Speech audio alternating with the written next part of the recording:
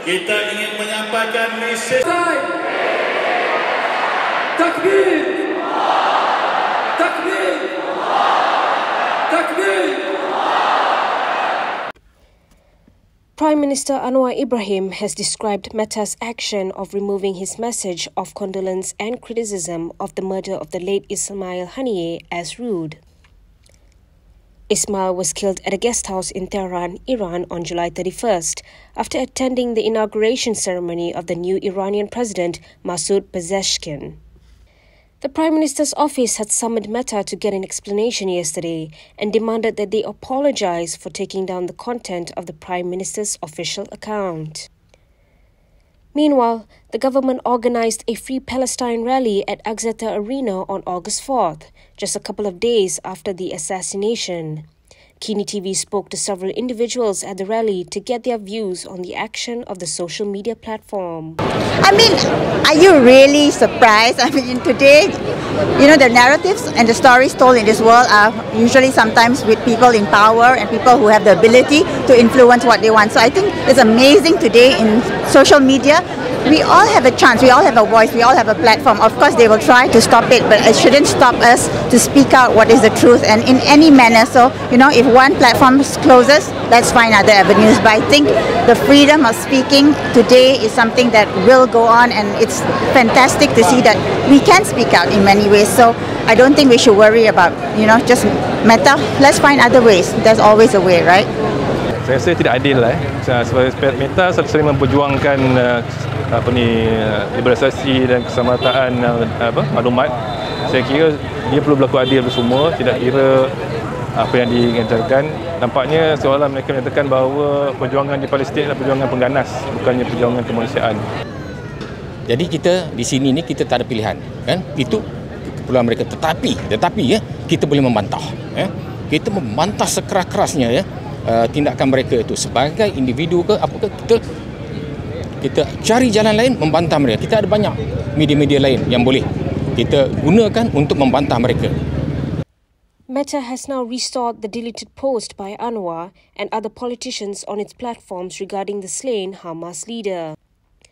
However, the restored post include a note that they still violate Meta's community guidelines. This note is most notable on Instagram, where there is a clear notice stating, "This post goes against our community guidelines but has been left on Instagram for public awareness." Earlier, in a statement, Meta apologized for removing content from Anwar's Facebook and Instagram pages, citing an operational error. This followed a meeting in Putrajaya on August 5th, in which the Prime Minister's office sternly rebuked Meta's representatives over the incident. For the record, the ceasefire process has been ongoing in Doha, Qatar, and in Cairo, Egypt. However, Israel's attack on Gaza continues, and the assassination of Ismail is expected to make the situation worse. The international community has been calling for an immediate ceasefire in the ongoing Israel-Gaza war to prevent further loss of life and alleviate the suffering of those caught in the conflict. Kinitv also asked several people at the rally about their views on the assassination and what they think it could mean for the people in Gaza.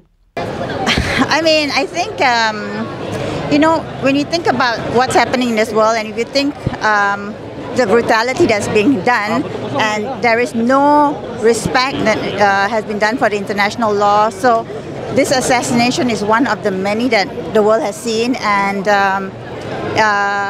it is very sad, especially I think as he represented the ability to have a ceasefire, the ability to move forward, and I think his assassination speaks volume of the intentions of the other party, which is really to not have a ceasefire. Ceasefire sudah tengah berbincang, and then orang tengah terus meninggal, terus dibunuh macam tu, rasa pihak sana dia memang tak nak ceasefire lah. Itu pandangan saya lah.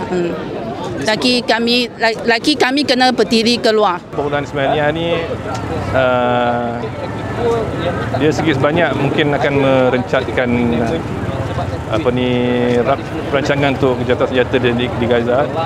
Cuma kita harapkan janganlah peperangan ini merebak ke seluruh Timur Tengah lah. Sebenarnya saya sangat terkejut.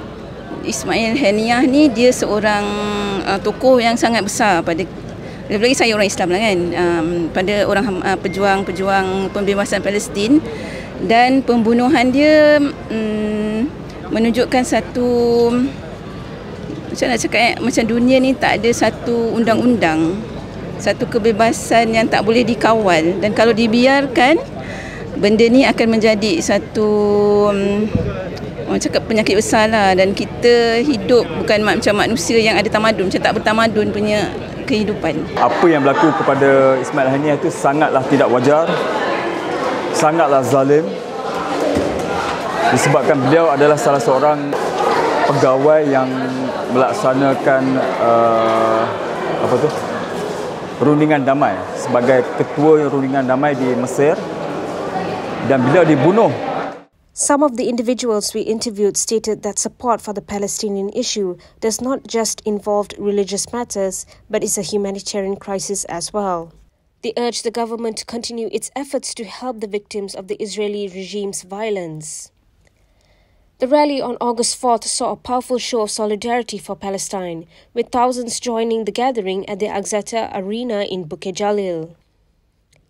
It was organised to send a clear signal to the international community that Malaysia remains in solidarity with Palestine and will continue to demand for its liberation from the Zionist regime. Jadi kita kena faham bahawasanya orang-orang Islam ni adalah saudara kita sebagai saudara seagama kita kan.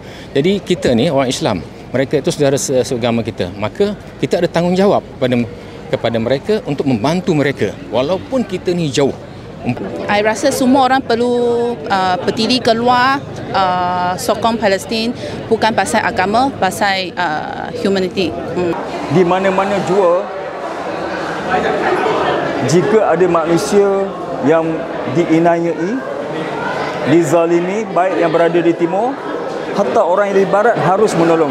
We're all human beings, and it's 2024 today, and can you imagine in this day and age we are still seeing genocides happening in this world, we're seeing brutality. I think it's not about whether, as a Muslim myself, or whether as a human being, as part of humanity, I think when you see injustices done in this world, you feel for it.